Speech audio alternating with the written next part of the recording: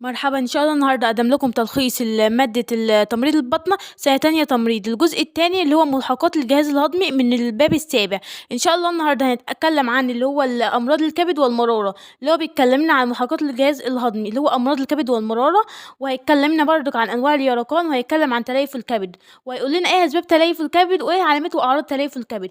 هيتكلم لنا عن الالتهاب الكبدي الوبائي، وده اللي احنا كنا واخدينه في طب الباطنة اللي هو صفحة 29. فلو انت ما حفظتوش ابدأ احفظه، وبعدين ذاكر الالتهاب الكبد الوبائي اللي هو بيقول لنا ان اسباب التهاب الكبد، ايه اسباب التهاب الكبد، ايه اعراض التهاب الكبد، ايه الاعراض المصاحبه لالتهاب الكبد الفيروسي، وايه اعراض الالتهاب الكبد الحاد، واعراض الالتهاب الكبد المزمن.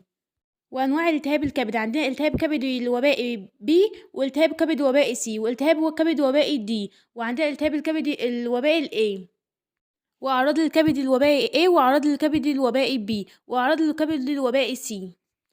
وطرق الوقاية من الالتهاب الكبدي الفيروسي، ازاي احمي نفسي من الالتهاب الكبدي الفيروسي، اللي انا اطعم الاطفال والكبار ضد فيروس الكبدي، اللي انا اهتم بالنظافة الشخصية، الاهتمام بالنظافة العامة، عدم استخدام ادوات الغير، والتأكد من تعقيم الادوات، والتأكد من تعقيم الحضانات للاطفال، والتأكد من نظافة الطعام نفسه.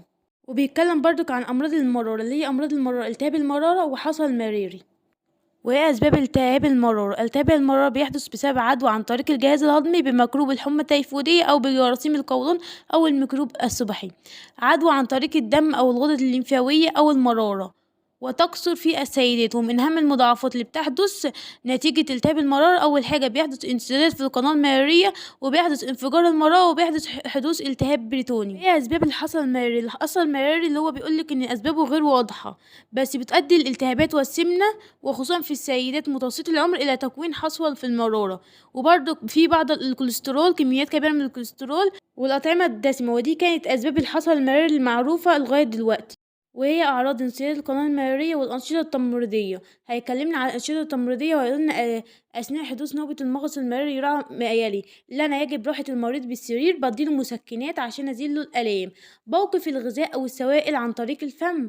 في حالة حدوث القيء أو انتفاخ البطن قد يطلب الطبيب تركيب أنبوبة ريل، فأنا هركب أنبوبة الريل وأسحب الإفرازات، وهتدرج في إعطاء المريض سوائل بالفم، ويتم تدريجيا إعطاء غذاء خفيف يحتوي على القليل جدا من المواد الدسمة، اللي أنا مش هديله مواد دسمة إلا حاجات قليلة وبسيطة.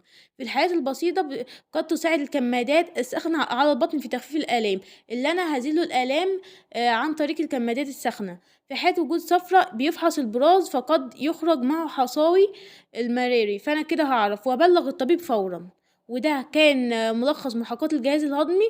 يا ريت التلخيص يكون عجبكم، ما تنسوش تعملوا لايك واشتراك في القناة عشان يوصل لكم كل جديد. والسلام عليكم ورحمة الله وبركاته.